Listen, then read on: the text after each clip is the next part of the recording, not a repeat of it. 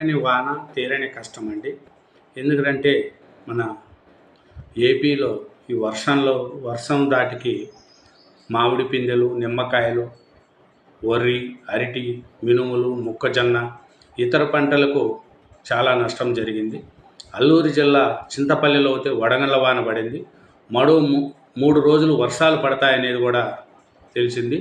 నెల్లూరు జిల్లా కొలవవాయిలో నీటితో వాలిపోయిన వరి పైరును అక్కడ రైతులు తీసుకున్న దృశ్యాలు కూడా మనకు చాలా బాధ అనిపిస్తాయి.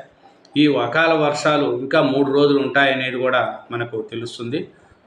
వరుసగా రెండో రోజు అకాల వర్షాలు కురవడంతో రాష్ట్రంలో పలు ప్రాంతాల్లో పంటలకు నష్టం వాటిల్లిందని అన్నదాతలు కన్నీరు పెడుతున్నారు.